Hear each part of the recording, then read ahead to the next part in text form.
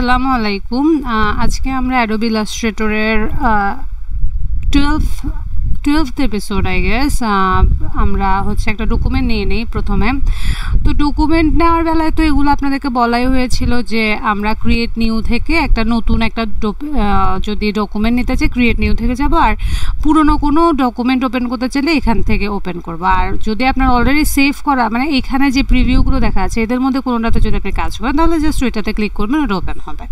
তো এখন আমি ওপেন দিয়ে দিলে ক্লিক করার পর ওপেনে আমার বিভিন্ন ফোল্ডারগুলো কম্পিউটার থেকে শো করবে। আমার যেই ফোল্ডারে আমি আমার সেভ ফাইল রেখেছি আমি জাস্ট ওটা ওপেন করব। আর ক্রিয়েট নিউ থেকে আমি আমার পছন্দ মতো সাইজ ডাইমেনশন সব কিছু দিয়ে, অবশ্যই প্রিন্টের জন্য হইলে CMYK, আর সেটা যদি শুধু আপনি কম্পিউটার স্ক্রিনে দেখবেন এমন কোনো কাজ হয় তাহলে RGB মোডে যে আমরা এই একটা ডকুমেন্ট জাস্ট সেট আপ করে নিলাম। আর এখানে এখন আমরা আমাদের যে কোনো ডিজাইন করব। তো আজকে আমাদের টাইপ নিয়ে বিভিন্ন কথা বলবো। আজকে আমরা প্রথম কথা সেটা হচ্ছে আপনার উইন্ডো থেকে ক্যারেক্টার প্যানেলটা করে নেবেন। উইন্ডো থেকে ক্যারেক্টার প্যানেল থাকবে টাইপে, এই যে টাইপ অপশানে দেখেন character style, glyphs, open type, paragraph style, tabs, এই সব কিছু আছে। তো টাইপ অপশান ওপেন করলে সব কিছু ওপেন হয়ে যাওয়ার কথা, কিন্তু আমাদের মনে রাখতে হবে সব কিছু ওপেন হোক বা না হোক আমাদের ক্যারেক্টার প্যারাগ্রাফ, হ্যাঁ, এই দুইটা জিনিস অবশ্যই যেন থাকে। তাহলে আমরা যদি টাইপের থেকে শুধু ক্যারেক্টারটা নেই তাহলে এই যেখানে আমার এ সিম্বলাইজ করা এই জিনিসটা, এটা হচ্ছে আমার ক্যারেক্টার ট্যাব। এই ক্যারেক্টার ট্যাবেই দেখেন আমার প্রপার্টিস, ক্যারেক্টার, প্যারাগ্রাফ আর ওপেন ট্যাব সবগুলো একসাথে করে সেভ করা আছে। তো আমার মেইনলি টেক্সটের জন্য প্যারাগ্রাফ এবং ক্যারেক্টার ট্যাব এই দুইটাই বেশি লাগবে। তো সেকেন্ড যে জিনিসটা আপনাদেরকে খেয়াল রাখতে হবে সেটা হচ্ছে টেক্সট লেখার জন্য এখানে একটা টেক্সট টুল আছে, ওই টেক্সট টুলটা আগে সিলেক্ট করতে হবে। যে কোনো টেক্সট লেখার জন্য ওই টেক্সট টুলটা আমরা সিলেক্ট করে আমরা জাস্ট একটা ক্লিক করব। ওই একটা ক্লিক করলে এখানে দেখেন লরেম ইপসাম আসছে আমার, আপনাদের যে কোনো কিছু আসতে পারে। তো এটাকে আমি শিফট কি ধরে ইচ্ছা মতো বড় ছোট করতে পারি, ঠিক আছে। তো এখানে আপনি চাইলে আপনার নামটা লিখে দিতে পারেন, আপনার চ্যানেলের নাম লিখতে পারেন, ঠিক আছে। তো মনে করেন ক্লায়েন্টের লোগো ডিজাইন করতেছেন তো অবশ্যই ওর বিজনেস নেমটাই লিখতে হবে। তা এখন মনে করেন লোগো বা কারো নাম এই ধরনের জিনিসে জাস্ট একটা ক্লিক করলাম আর একটা লাইন আসলো, ওইটাকে আমরা রিসাইজ করলাম, ঠিক আছে। কিন্তু হোয়াট অ্যাবাউট যে একটা প্যারাগ্রাফ আসলো, যদি আমাদেরকে একটা প্যারাগ্রাফ টেক্সট লিখতে হয়, মনে করেন আমি ফ্লায়ার বানাচ্ছি বা একটা ব্রোশার বানাচ্ছি, ওখানে অবশ্যই অনেক লেখা। তো তাই আমরা যখন টেক্সট টুলটা নিয়ে আমরা আগে একটা এরিয়া ড্র করব, ঠিক আছে। একটা মাউস দিয়ে আমার প্রয়োজন মতো একটা এরিয়া ড্র করব, ওই এরিয়াতে আমি আমার লেখাগুলোকে পেস্ট করব। তো ধরে নিলাম যে এখন যে লেখাগুলো আমি এখানে দেখতেছি এগুলাই আমার ব্রোশারে যাবে। তো মনে করেন এই লেখাটাই আমার ব্রোশারে যাবে, এখন এই লেখাটা নিয়ে আমি কাজ করব। তো আপনারা এটাতে ডাবল ক্লিক করলে এখানে আপনার পছন্দ মতো টেক্সটগুলো কপি পেস্ট করে দিতে পারেন। Ctrl+A দিয়ে সব সিলেক্ট হবে, Ctrl+C দিয়ে সব কপি হবে, Ctrl+V দিয়ে সবগুলো পেস্ট হবে। তো সব Ctrl+C দিয়ে আপনি আপনার ক্লায়েন্ট তো আপনাকে যদি একটা ফ্লায়ার ডিজাইন করতে দেয় তখন তো ওরা আপনাকে টেক্সট দিয়েই দিবে, যে একটা ডকুমেন্ট সাধারণত ওরা দিয়ে দেয় যেখানে ওর ফ্লায়ারটাতে কী কী ধরনের টেক্সট আসবে ওই সব কিছু লেখা থাকে। পোস্টারের বেলায় লেখা সাধারণত কম থাকে, ছোটোখাটো অল্প কিছু লেখা থাকে, ওইগুলাও হয়তো ডকুমেন্টে না দিয়ে আপনাকে জাস্ট মেসেজের মধ্যেই বলে দিবে যে আমার জাস্ট এই লাইনগুলোকে আমি প্রমোট করতে চাচ্ছি, তুমি এই ইনফরমেশানগুলো দিয়ে আমার জন্য একটা পোস্টার বানাও। তো এখন মনে করেন আমি শুধু এই দুইটা প্যারাগ্রাফ নেই, ঠিক আছে। এটা আমার টেক্সট। তো এই টেক্সটটাতে আমার কি কি কাজ করা লাগতে পারে? আমার ডিজাইনটাকে বেটার লাগানোর জন্য আমার বিভিন্ন যে কাজগুলো করা হইতে পারে সেটা এই যে টেক্সটে আমি যে স্পেসিং দিচ্ছি, যেমন এখান থেকে এখানে একটা গ্যাপের সৃষ্টি করলাম, তারপর আবার এখান থেকে একটা গ্যাপ দিলাম, হ্যাঁ। এরপরে আমাকে যেটা করতে হইতে পারে প্রপার স্পেসিংটা আগে করতে হবে, এনশিওর করতে হবে। দেন ডিজাইন সুন্দরের জন্য আমাদেরকে যেটা সেকেন্ড করতে হয় টেক্সটের, সেটা হচ্ছে এই যে মনে করেন হেডলাইনটাকে একটু বড় ফন্ট দেওয়া অথবা একটু বোল্ড করে দেওয়া, এবং বাকিগুলোকে মানে এখানে যে এইটা আমার হেডলাইন আর এগুলা যে আমার বডি টেক্সট, এই জিনিসটা যেন বোঝা যায়। কিন্তু এখন এটা হচ্ছে নর্মাল যে কোনো ডকুমেন্টের ক্ষেত্রে, মনে করেন আপনি একটা জাস্ট একটা ওয়ার্ড ফাইলে ডিজাইন করতেছেন, গুগল ডকে ডিজাইন করছেন, বা একটা ব্রোশার যেখানে হচ্ছে একটা কোম্পানির বিভিন্ন বিষয় নিয়ে কথা, অনেক অনেক টেক্সট, সেই সব ক্ষেত্রে এই সিস্টেমটা আমরা ফলো করতে পারি। কিন্তু যখন আমরা ফ্লায়ার ডিজাইন করব, ফ্লায়ার ডিজাইনের বেলায় কি করতে হয় চলেন আমরা একটু গুগল করি। ফ্লায়ার ডিজাইন, আমি ইউএসএটা লিখে দিই যাতে ইউএসএর ফ্লায়ারগুলোই শুধু আমাকে শো করে গুগল। তো আচ্ছা, মনে কর এগুলো অবশ্য টেমপ্লেট ফ্লায়ার, এগুলো আপনারা ফ্রি পিক টাইপের যেসব ওয়েবসাইট থাকে যেখানে আমরা রেডিমেড ডিজাইনগুলো পাই, জাস্ট এডিট করে দিয়ে দেওয়া যায়, ওই ধরনের কতগুলা কাজ। তো এগুলো আসলে খুব ভালো যে আমার ইনফরমেশান দিচ্ছে তা না, তারপরেও আপনারা ওই যে ওয়েবসাইটটার নাম একটু খেয়াল করতে পারেন। যদি ওয়েবসাইটে আচ্ছা এখানে আমি লিখে দিই ক্লিনার, মনে করেন একটা ক্লিনারের ফ্লায়ার, তো সেই ক্ষেত্রে আশা করি কিছু একটা পাইতে পারি যেটা অরিজিনাল পিস, হ্যাঁ, যেটা হচ্ছে কারো পোর্টফোলিও থেকে না। চিন্তা করেন এভাবে সার্চ দিয়েও আমি কিছুই পাচ্ছি না। আমার মনে হয় তখন আমাদেরকে লিখতে হবে,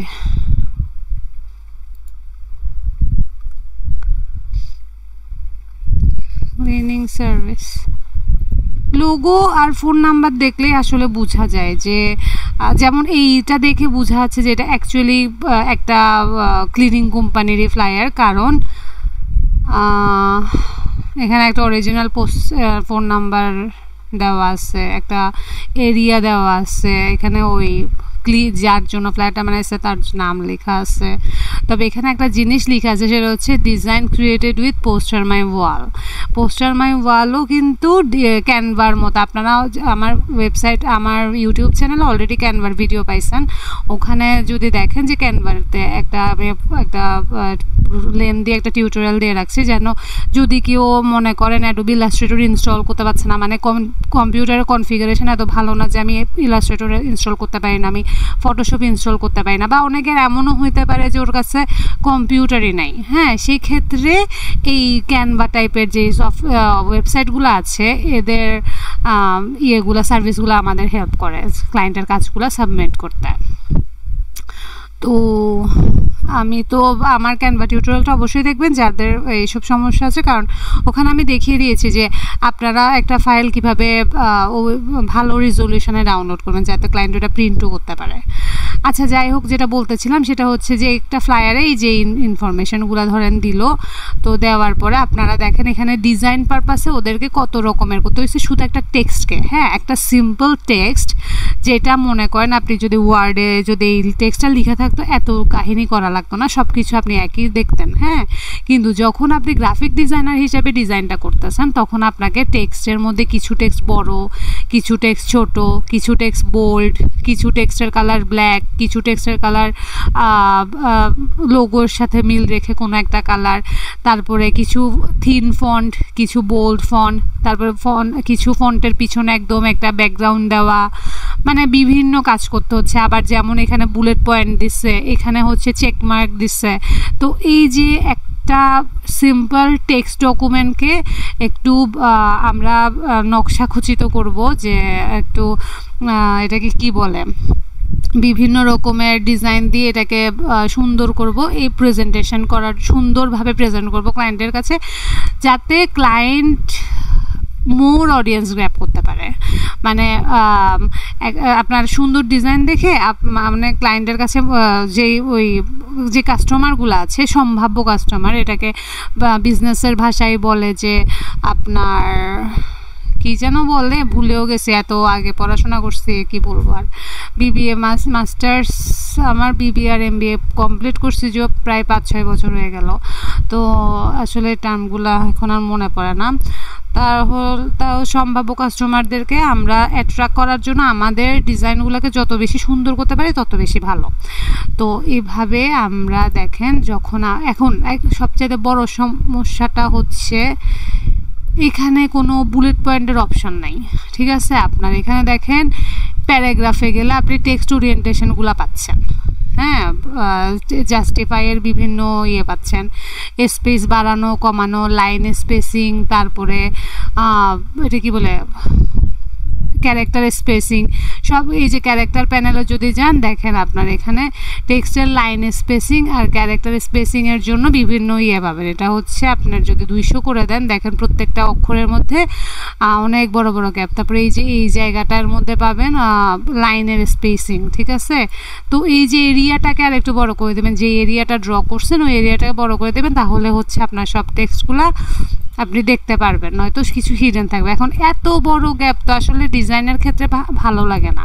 তো ডিজাইনের ক্ষেত্রে অ্যাকচুয়ালি কী জিনিস ভালো লাগে কী জিনিস ভালো লাগে না এটা আমি ক্যানভা টিউটোরিয়াল যদিও দেখাইছি, তারপরেও আমি পরবর্তীতে কখনো ইয়েতে দেখাবো।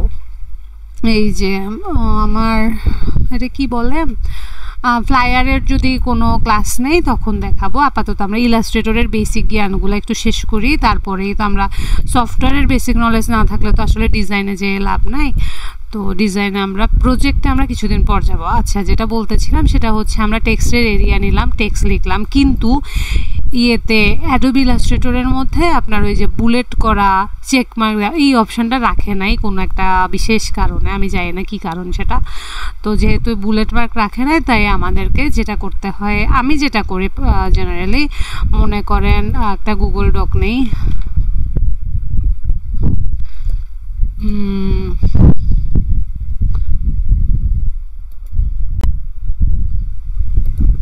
আর একটা এই জিনিসটাও দেখতে পারেন যে একটু বাঁকা করে লিখছে এই অংশটা, হ্যাঁ এটা হচ্ছে টেক্সটের হেডলাইন, একটু বাঁকা করে লিখছে। এইখানে ছবির জন্য জায়গা রেখে বাকি জায়গাগুলো তোরা টেক্সটটাকে সুন্দর করে এত টেক্সট কিন্তু সব কিছুকে প্রপারলি জায়গা করানোটাও কিন্তু একটা আর্ট। আর প্রয়োজন বোধে ওখানে বিভিন্ন আইকন ইউজ করছে, ঠিক আছে। আমার ইন্টারনেট চলে গেছে তাই হচ্ছে আমার জিনিসপত্র আসলে লোড হচ্ছে না। আমি জানি না আপনারা কতটুকু দেখছেন বা দেখছেন না।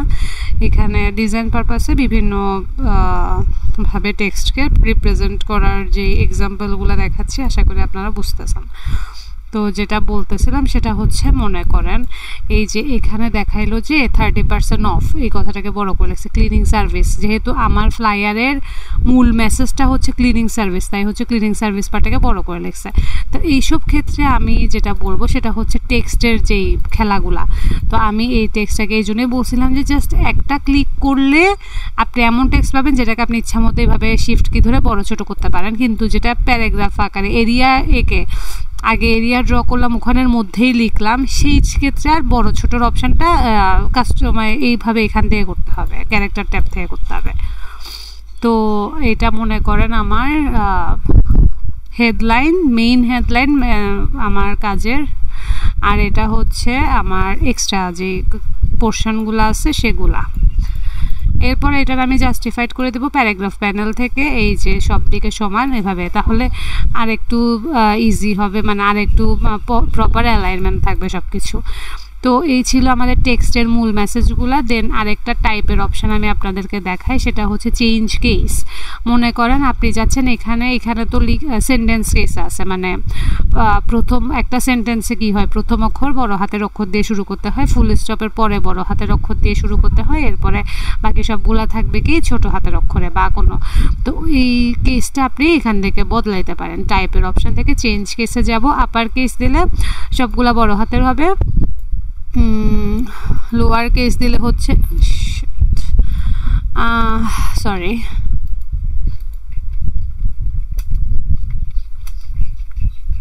লোয়ার কেস দিলে হচ্ছে সবগুলা ছোট হাতে রয়ে যাবে। দেখেন ওই যেটা ফুল স্টপের পরে এতক্ষণ যেটা বড় হাতের অক্ষর ছিল এটাও ছোট হাতে রয়ে গেল।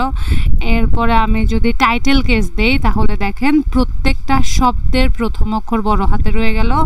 তারপরে যদি আমি সেন্টেন্স কেস দিই তাহলে ওই নর্মালি আমাদের সেন্টেন্সগুলো যেভাবে হওয়া উচিত সেভাবে হয়ে গেল। এরপরও আপনাকে একটু নিজের কাছ থেকে চেক করতে হবে বা ক্লায়েন্টের ডকুমেন্ট থেকে প্রপারলি কপি পেস্ট করতে হবে, যাতে মনে করেন লেখাটার মাঝখানে কোনো প্রতিষ্ঠানের নাম আছে যেটা হচ্ছে আমাদেরকে বড় হাতের অক্ষর দিতে হবে, সেই জিনিসগুলো আপনাকে মডিফাই যেন করতে না হয় আর কি পরে।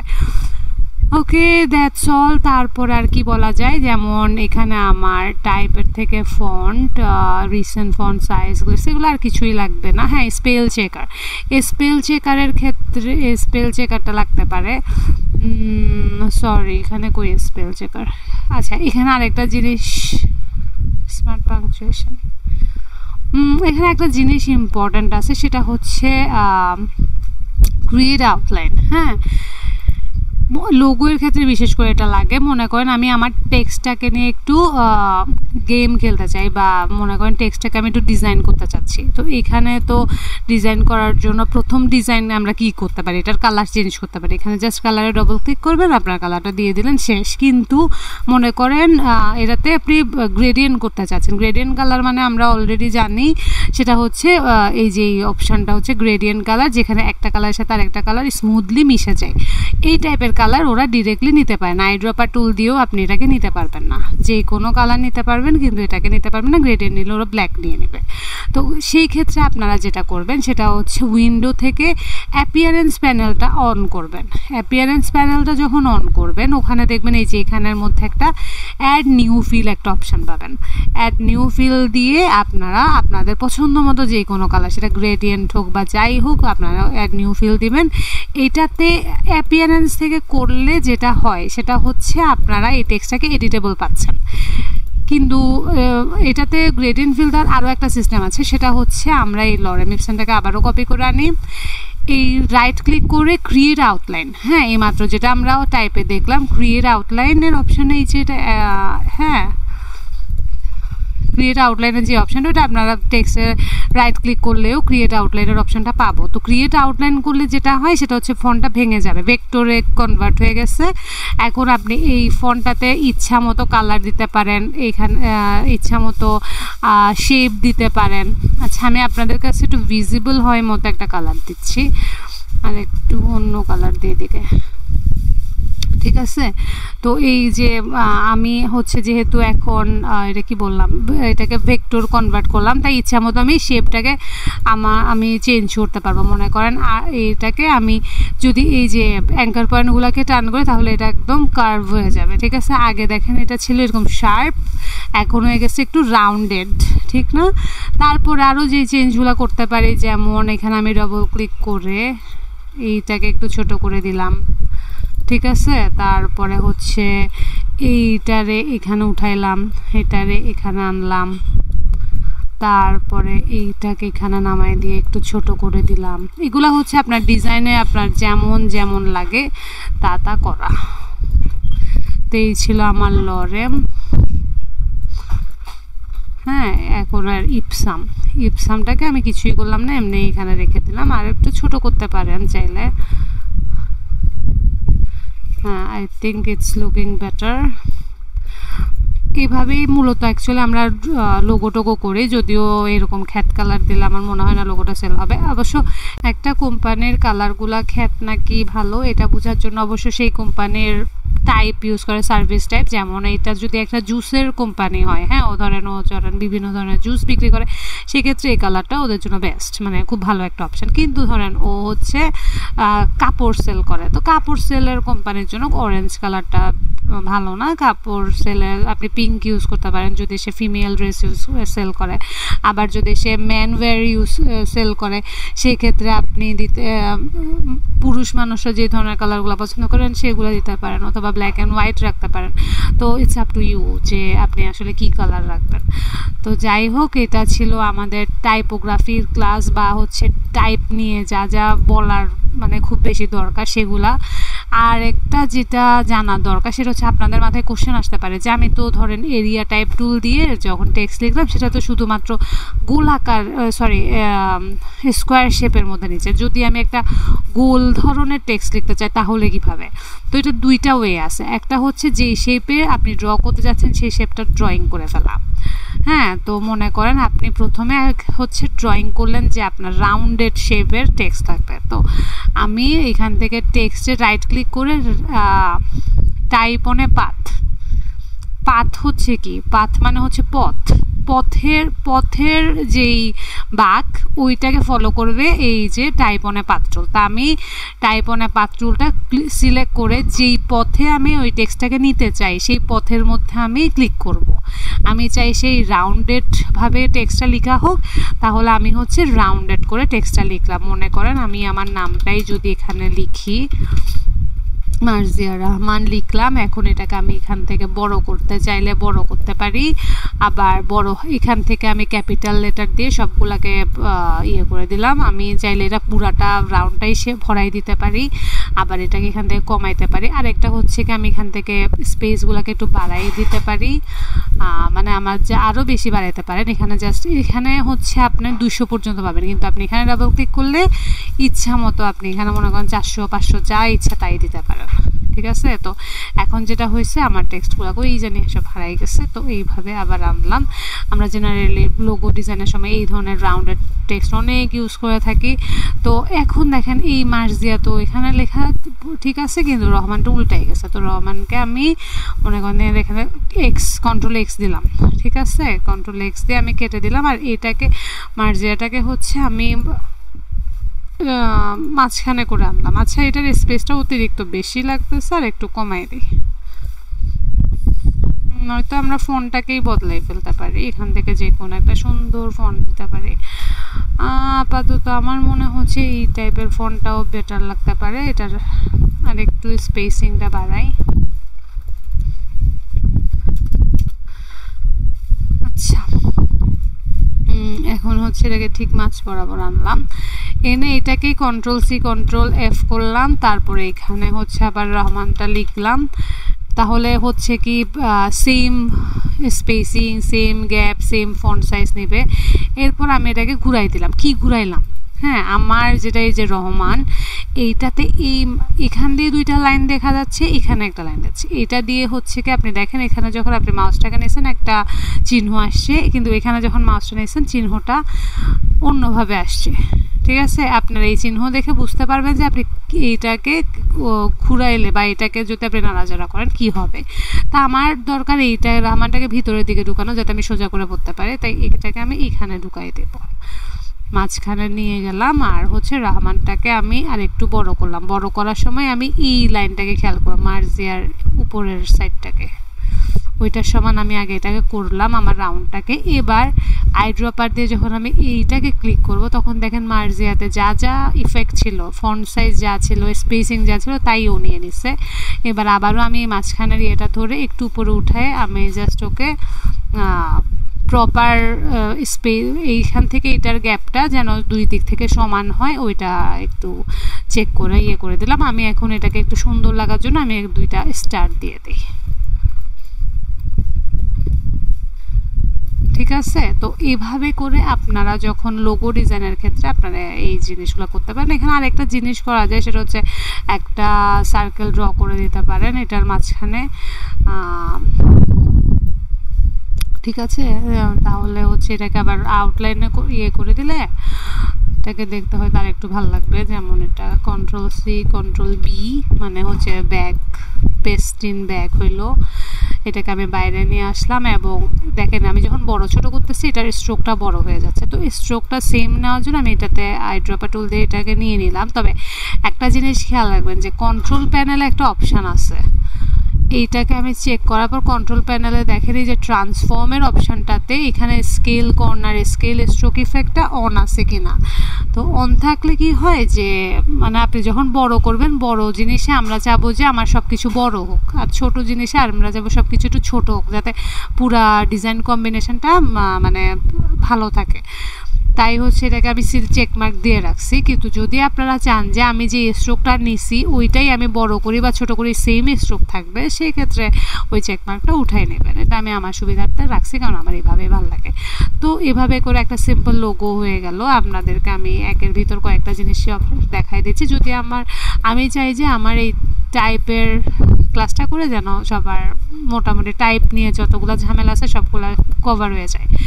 এরপর আরেকটা জিনিস শিখাই, সেটা হচ্ছে মনে করেন অনেক সময় ম্যাগাজিনে দেখা যায় যে লেখা বা অনেক কিছু লিখতেছে, মনে করেন এই যে একটা প্যারাগ্রাফ লিখলাম আমি, প্যারাগ্রাফটা নেওয়ার আগে আমি ক্যারেক্টারগুলো আগে সব বদলাই। মনসেরাত, তারপরে হচ্ছে স্পেসিং 0, এটা হচ্ছে 18 দিই। এবার হচ্ছে আমি টেক্সটটা লিখি, ঠিক আছে। আমি হচ্ছে এখান থেকে সবগুলা আগে ক্যাপসটা তুলে নিলাম। এখন আমি চাই যে এই সার্কেলের জায়গাটাতে কোনো রকমের লেখা থাকবে না, তখন আমি কি করব, সার্কেল আর আমার টেক্সটটা সিলেক্ট করে র্যাপ খুঁজবো, র্যাপ টেক্সট বা টেক্সট র্যাপিং এরকম একটা অপশান আছে, এখানে আমার অবজেক্টের ভিতর পাবো। তো এই যে টেক্সট র্যাপ অপশান, আমরা যদি মেক দেই তাহলে দেখি কি হয়। ও কি বলতেছে দেখেন, text will wrap around all object in the current selection including type object. Okay দিলাম।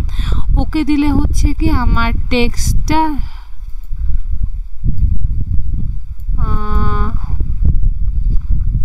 একটা মিনিট, এটা র্যাপ হয়েছে কি না বুঝলাম না এটা। আচ্ছা আরেকবার একটা যে একটু দেখাই, সেটা হচ্ছে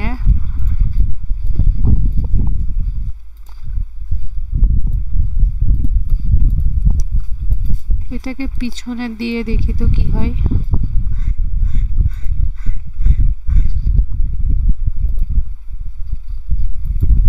হ্যাঁ এবার ঠিক আছে, মানে হচ্ছে আমার টেক্সটটা থাকতে হবে অবজেক্টটার পিছনে, যেই অবজেক্টটার চারপাশে আমি লেখাগুলোকে নিতে চাই ওইটার পিছনে নিচ্ছে। এখন একটা জিনিস খেয়াল করেন, এই যে র্যাপটা করলাম,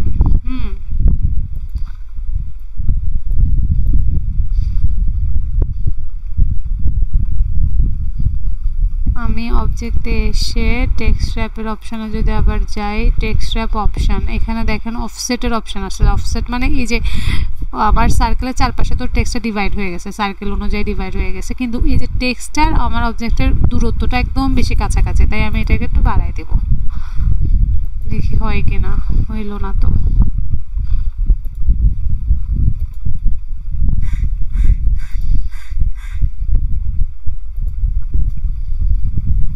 এবার হচ্ছে মানে আমার অবজেক্টের থেকে আমি ওদেরকে দূরে পাঠাতে চাচ্ছি, তো ওকে দিলাম, ঠিক আছে। এরপরে আমার যেটা হয়েছে সেটা হচ্ছে এখানে দেখেন একটা প্লাস আইকন আসতেছে, হ্যাঁ টেক্সটে এই প্লাস আইকনটা আসা মানে হচ্ছে এই লেখাগুলো থেকে কিছু অংশ হাইড হয়ে গেছে, তো এইটাকে আমি হাইডের থেকে বের করি এবং আমার ইচ্ছা মতো কিন্তু আমি এটা রাখতে পারি। আমি দেখেন টেক্সটটাকে যখন নাড়াচ্ছি আমার টেক্সট সব কিছু সেম আছে, জাস্ট র্যাপিংটা ওরা ওভাবে নিয়ে নেবে যেভাবে আমি র্যাপিং করছি। মানে আমি চাইলে যেখানে খুশি আমার টেক্সটটাকে হচ্ছে ইয়ে করতে পারবো। মনে করেন আপনি এখানে একটা ছবি বসাইতে পারেন বা যে কোনো কিছু, কিন্তু আপনার টেক্সটটার মানে নতুন করে করে আবার বারবার করে র্যাপ করতে হবে না। তো এটাও আপনাদের জন্য খুবই একটা ইম্পর্ট্যান্ট দিয়ে গেল। আর একটা জিনিস হচ্ছে আপনাদের মনে আছে কিনা আমি জানি না, যে আমরা ইয়ে শিখছিলাম, এটা কি বলে,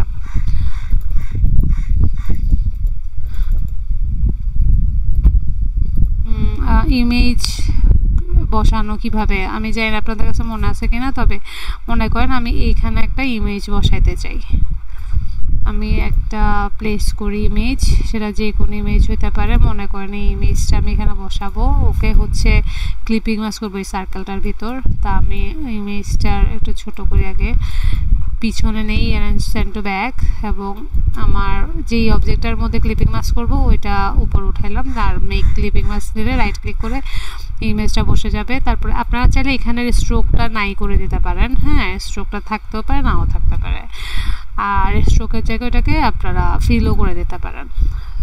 আবার যদি মনে হয় যে এটা এই স্পেসিংটা একটু বেশি হয়ে গেছে, তখন এটাকে আপনারা এই যে আবার এটা সিলেক্ট করবেন, অবজেক্ট থেকে টেক্সট র্যাপের অপশানে যে টেক্সট র্যাপ অপশানে আসবেন, আরও কমাই দিবেন।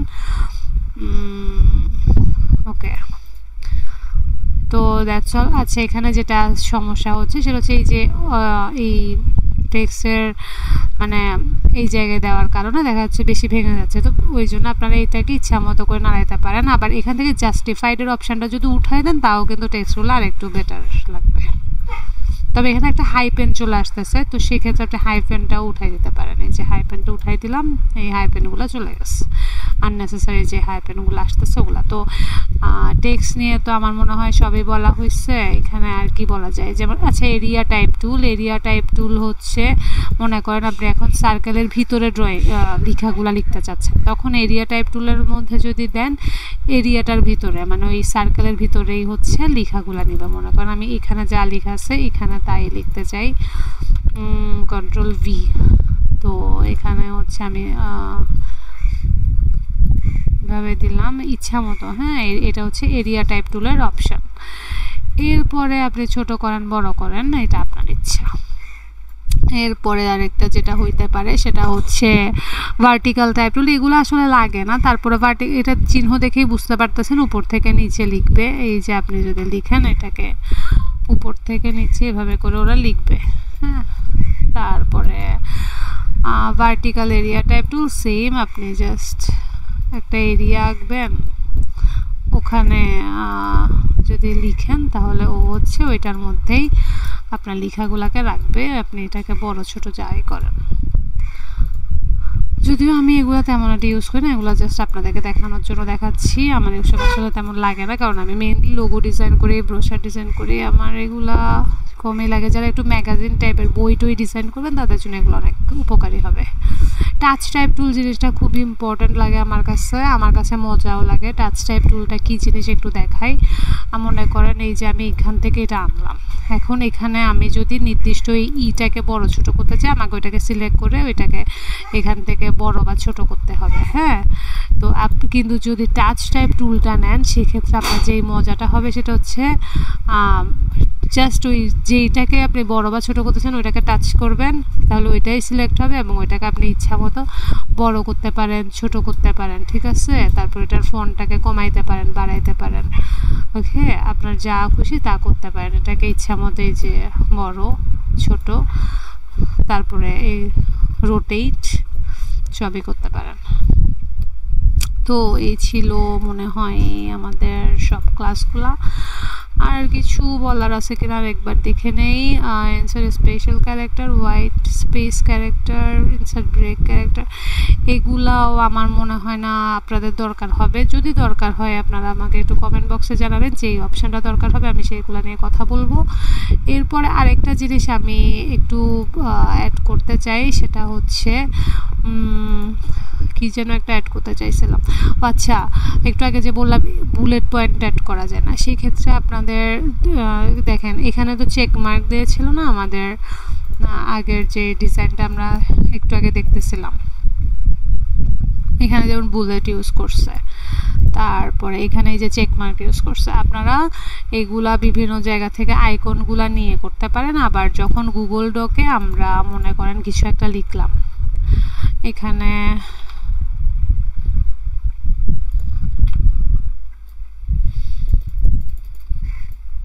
সরি আমার একটু control C,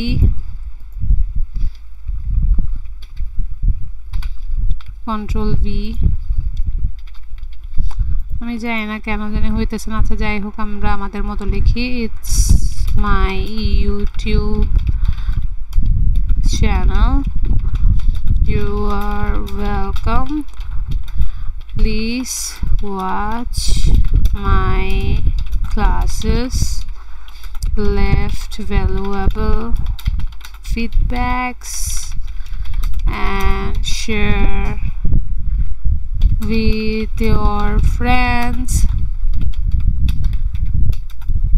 subscribe the channel to get more videos update। এই তো এইগুলো ছাড়া আমি আমার চ্যানেলে আমি কী বা বলতে পারি। যাই হোক, হেল্প গাইডের সাথে থাকবেন, আমরা চেষ্টা করতেছি আপনাদের হেল্পের জন্য যা যা করা যায় আসলে।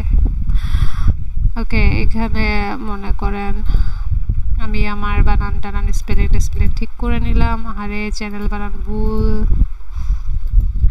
আর হচ্ছে যেটা বলতেছিলাম সেটা হচ্ছে আমার মনে করেন এখানে আমি বুলেট পয়েন্ট অ্যাড করব প্রতিটা কমার জায়গায়। আমি মনে করেন একটা বুলেট পয়েন্ট অ্যাড করব।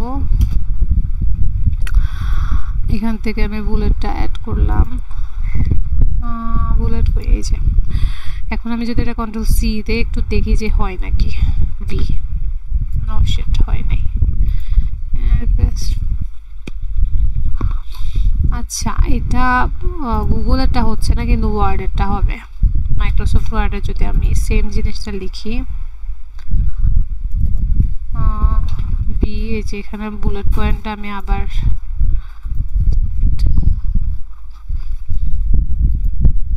এখানে আমি হচ্ছে ওদের ওয়ার্ডের থেকে যে বুলেটটা সেটা দিই, কন্ট্রোল সি, কন্ট্রোল ভি, দেখেন এখন হচ্ছে বুলেটটা নিয়ে নিছে। এভাবে করে চেক মার্কের জন্য আপনারা বিভিন্ন ওই যে ফন্ডোসাম টাইপের যে কোনো ওয়েবসাইট ইউজ করতে পারেন, নয়তো জাস্ট একটা ওই চেক মার্কের আইকন নামায় এটা জাস্ট রিমুভ করে এখানে একটা চেক মার্ক আইকন বসাই দিতে পারেন। মনে করেন আমি এভাবে করে দিলাম, ঠিক আছে। তো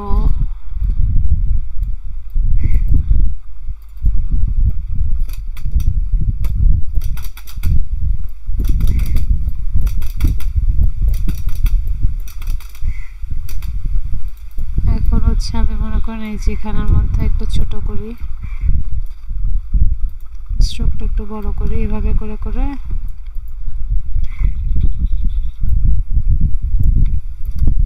আমার লাইনগুলোর পাশাপাশি যেখানে আমি চেক মার্কগুলো দিতে চাই ওই লাইনগুলোতে হচ্ছে আমি আমার এটা দিয়ে দিলাম।